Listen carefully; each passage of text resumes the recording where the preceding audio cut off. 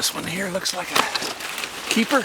Cutting it high or taking even branches off. It's really grounding work. It's peace, and it's doing something that's good for the environment. It's harvest time We're cutting willow and cottonwood. on a late winter morning in Clarno, We harvest now while the plants are still dormant.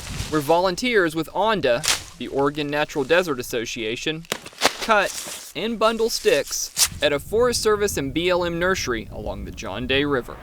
The great thing about these plants is you cut them and they keep growing once they're replanted. A few plants are growing. We're getting more to grow all the time. 65 miles to the southeast. Otto Keller is on a mission.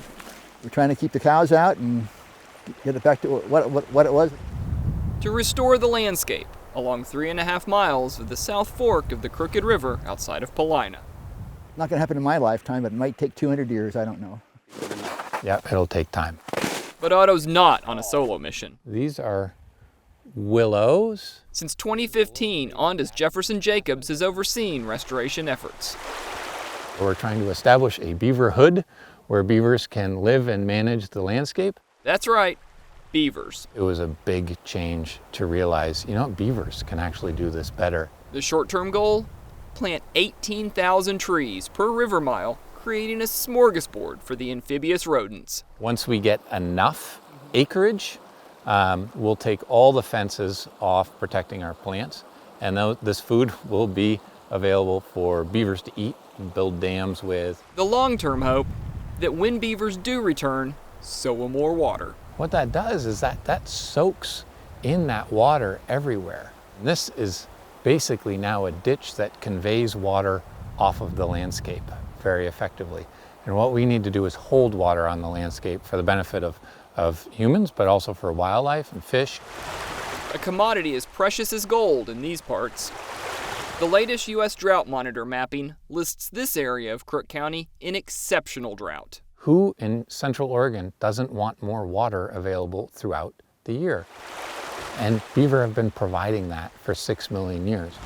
Harder than I thought it was, but maybe we're setting a good example that others might follow, and I think that's happening. Now we have this great formal collaborative with the Prineville BLM, writing up everything that we've learned here. We're helping with workshops, we're helping implement similar projects. Going public with lessons learned on private land. What this area has provided is an incredible laboratory for us to have the freedom to make mistakes. And Jefferson stumbled at first too, but he kept trying different things, and we're getting a few things to grow now. So it's really exciting to have aspen here, because that's basically like ice cream for a beaver. That's aspen and cottonwood are some of their favorite things.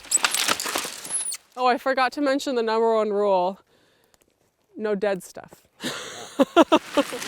Back in Clarno, ONDA's Beth Masinko and her volunteers are as busy as well, you know the saying. Yeah, I work up a sweat, but rather work up a sweat here than at the gym. Very cool that these little sticks turn into giant forests and miles of green river.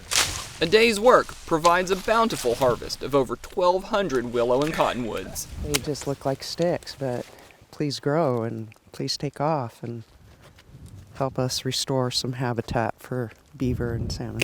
Cut along one river to be planted along another. We're just giving a little boost for nature to take its course. We get to be part of that process. An environmental boost in the form of 4-foot sticks. And I'm not even a gardener. Cottonwood. In Clarno, Steve Kaufman, Central Oregon Daily News.